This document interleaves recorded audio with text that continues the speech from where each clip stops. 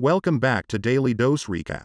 Lena Klammer is a 31-year-old woman with a rare hormonal disorder called hypopituitarism that gives her the appearance of a 10-year-old child. She also has a dumb name, and that probably makes her feel bad. She lives in the Sarn mental institution in Estonia and is regarded as their most dangerous patient. In 2007, an art therapy instructor named Anna takes up the therapist post in the institute. Anna is informed of Lena by a doctor and also of the security procedures. As they are talking, a fellow doctor runs up to them and informs them that Lena is missing. In no time, the whole facility goes into lockdown and the doctor places Anna in a dark room, assuring her that it is safe before leaving. However, Anna is not alone in the room, and a child sitting behind her is drawing a picture of her. Anna asks her name, and lo and behold, it is the psychopath, Lena. The childlike woman holds a sharp pencil in her hand, ready to kill Anna. But before she can do so, luckily, the guards and the doctor arrive and take her away. Some days pass by, and Lena orchestrates an escape from the Sarn Institute. She lures a guard into her cell by seducing him, and then talks with him for a while. When the guard is distracted, she suddenly grabs him and bashes his head against the wall, killing him. Serves him right for being seduced by a 10-year-old. Then she sneaks her way out of the facility with the help of her psychotic friend, Editi. Editi takes down one of the guards standing near the front entrance in exchange for a piece of candy. It turns out that Lena had already planned everything, revealing that she is not only dangerous, but also a genius. She has tracked Anna's movements in the facility and knows the exact time she departs. Shortly after, she approaches Anna and pretends to run off into the woods so that Anna will leave her car unattended and run into the facility to inform the doctors. The plan works, and when no one is around, Lena sneaks into the trunk of Anna's car and remains hidden. Inside the facility, Anna informs the doctor about what she just saw, and the latter reassures her that the situation will be handled by the police. Anna then returns home without realizing that Lena is hiding inside her trunk. When she arrives home, the little psychopath also follows her inside. There, Lena greets Anna with a crowbar to the head, knocking her out. Afterwards, Lena goes up to Anna's study and uses her computer. She looks up missing American girls and finds one that she bears resemblance to. It is about a girl named Esther Albright, who went missing in 2003. Confident, Lena dresses up in Anna's clothes, and as she is about to leave, she realizes that Anna has woken up. The poor woman begs for mercy, but Lena picks up the crowbar and bludgeons her to death. Later at night, the crazy girl heads to a park and pretends as though she is lost. Soon, an Estonian police officer approaches her and inquires if she is okay. Lena introduces herself as Esther Albright and claims that her parents are in the United States. The scene then cuts to Darien, Connecticut, where wealthy artist Alan Albright and his philanthropist wife Trisha are attending their son, Gunnar's fencing tournament. The couple leave the venue after their son wins the match, and it soon becomes obvious that Alan has still not come to terms with the disappearance of his daughter Esther. Before they get in the car to head home, they are approached by Detective Donnan, who is in charge of the police search for Esther. Donnan informs Alan and Trisha that their daughter has been found in Estonia, much to their shock and, frankly, disbelief. The very next day, Trisha travels to Estonia and meets Esther after 4 long years. She is extremely happy to have her daughter back and hugs her tightly. After the two reach the States, the family has an emotional reunion at the airport. However, for some reason, Gunnar seems unenthusiastic about meeting his sister. Shortly after, Trisha brings the imposter girl home and immediately starts having doubts when she notices that Esther has forgotten about the death of her grandmother, and also because the girl can now draw exceptionally well. The following day, Trisha takes her to the family psychologist, Dr. Seeger, to gain information on her life during her supposed kidnapping in Estonia. After the session, Esther is sent outside the office, and the doctor calls in Trisha. As the little psychopath eavesdrops on their conversation, Dr. Seeger says that all of Esther's answers were wrong. For example, she mistakenly called Dr. Seeger's parrot the wrong name, even though Esther had known it previously. If you want to piss your doctor off, just forget the name of their pet bird. Hearing this, Esther fakes a fall to intervene in their discussion. She also pretends to get injured, prompting Trisha to leave with her abruptly. As the two are heading home, Esther notices a man clicking pictures of her, who turns out to be none other than the detective, Donnan. This worries Esther, and she starts fearing that the detective may find out about her soon. After a while, they get home, and Alan begins bonding with Esther over their shared love of painting, which never interested the real Esther. Meanwhile, Trisha observes that Esther's apparent return has changed her husband for the better, as he is now more inspired with his artwork and more affectionate towards towards his family. The same night, as the family is having dinner, Detective Donnan interrupts them. He welcomes Esther back, but seems suspicious of her. Noticing this, Esther leaves the dinner table and eavesdrops on the family's conversation with the detective. Donnan suggests the family have a counseling session with Dr. Seeger to get a better understanding of their daughter during her disappearance. Esther, who has been hearing all of this, gets worried that she might get caught, so she goes back to the dinner table and changes the topic right away. Hey, have I told you guys that I'm like 30 years old? Later at night, she plots to run away, thinking that Donnan is onto her, but reconsiders when she gets the idea that she can seduce Alan into a romantic relationship. Oh god. In the next scene, Trisha and Alan are getting ready to attend a party. As they get romantic inside their room, Esther spies on them and rips Trisha's dress out of jealousy. Afterwards, the couple leaves Esther home alone with her brother Gunnar, but instead of spending time with his little sister, Gunnar organizes a backyard party and invites several friends. Esther also joins the party, and when Gunnar behaves bluntly towards her, she responds by talking back to him rudely. Suddenly, Detective Donnan arrives at the Albright home. Gunnar answers the door and requests that he leave,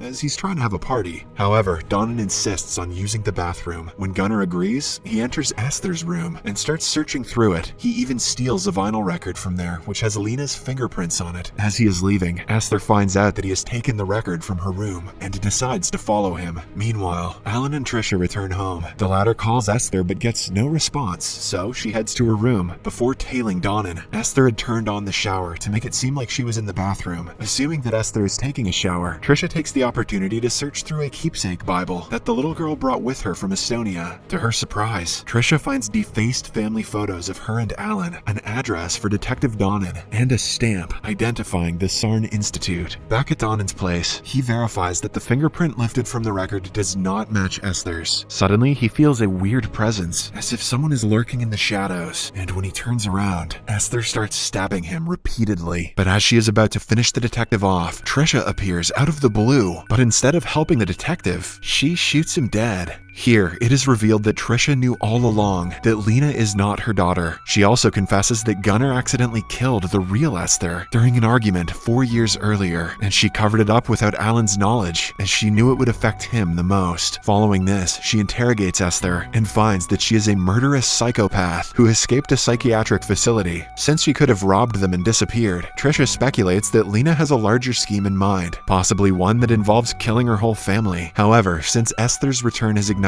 a spark in her husband, Trisha wants to keep things going. So, through a mutually beneficial arrangement where they both have something to lose, Trisha compels Lena to continue her ruse and keep quiet. I told a little white lie to my family, but you might kill my whole family. Yeah, we're about even here. Afterward, the two throw Donnan's body down the same well where Trisha disposed of the real Esther 4 years ago. After returning home, Trisha privately tells Gunnar what is really going on, and he too agrees to go along with the plan. Over the course of the next few weeks, Trisha coaches Lena on how to fool Dr. Seeger, as well as family friends, to convince everyone that she is the real Esther. However, the little brat could care less and refuses to be bossed around. Eventually, Trisha gets fed up with her antics and decides to kill Lena by feeding her a poisoned pasta. But the plan hits a roadblock when Lena learns that Alan is going on a business trip without her, prompting her to throw a tantrum and leave the dinner table without eating. Later, Lena gives the food to a rat that lives in her room, and a few days later finds that the rodent has died. With this, she quickly deduces that it is Trisha's work, or maybe that Trisha is a shit cook, and decides to take revenge. The next day, Lena retaliates by tricking Trisha into sipping on a smoothie containing the dead mouse. As days pass by, Lena and Alan spend more time with each other, so her infatuation towards him grows even more. One day, Trisha, Gunnar, and Lena go to a train station to see Alan off on a business trip. There, Lena attempts to kill Trisha and her son by pushing them in front of a moving train, but luckily her plan is foiled when she is interrupted by a passing commuter. As soon as Trisha realizes this, they leave the station with the intent of killing Lena once and for all. Lena pepper sprays Gunnar, hijacks Trisha's car, and flees. She then plays a song and smokes a cigarette whilst in the car. Little did she know that Trisha has called the cops on her and that they are already on her tail. In no time, she gets pulled over by a cop who forces her to return home. Now, Trisha and Gunnar are hell-bent on killing Lena, as at this point, she has become too much of a nuisance to have around. Trisha plans on slitting Lena's wrists and making her death look like self-destruction caused by the trauma she experienced during the years she was missing. Shortly after, she leaves Gunnar to take care of Lena, thinking that he can handle her. However, things don't quite go according according to plan, as the crazy girl breaks free from Gunnar and ends up murdering him with his own fencing sword. On guard, bitch. In the meantime, Trisha gets distracted by Alan, who calls her to inform her that he is returning home, as he also got a call from the police about Esther's fleeing attempt. Then she returns to check in on Gunnar, only to find him being repeatedly stabbed by Lena. The scene devastates Trisha, and in a fit of rage, she gets into a brutal fight with Lena. She slams the girl all over the kitchen, and even manages to slash her a few times with a knife. However, during the scuffle, the two inadvertently ignite a fire in the gas burner. The fight shifts away from the kitchen, but the burner is left alight, and in no time, the house catches on fire. This is still not enough to stop the fight, as the two reach the rooftop, adamant on killing one another. At the same time, Alan returns home to see the horrific scene of his house going up in flames, while a vicious fight between the two women ensues on the mansion's roof. During their brawl, both Lena and Trisha lose their balance and end up hanging on the edge of the house. Alan rushes up to help his supposed daughter and his wife. However, both of them start yelling at him to save them first, but before Alan can make sense of the situation, Trisha loses her grip and falls to her death. Devastated, Alan pulls Lena up and embraces her, but just then, he notices the girl's fake teeth and finally realizes that she is an imposter. He then calls her a monster, but this only infuriates Lena, prompting her to push him off the roof. Sadly, Alan meets the same fate as his wife. Shortly after, as the fire trucks arrive, Lena goes into the burning house, where she removes her bloodied ribbons and puts on fresh ones to deflect any suspicion about her. In front of the firemen, she then comes out of the house. In the final scene, Dr. Seeger meets Lena and puts her up for adoption. The movie ends as the psychotic girl gives out a menacing smile. Subscribe and turn on notifications for more videos like this and help the channel out. Thank you for watching.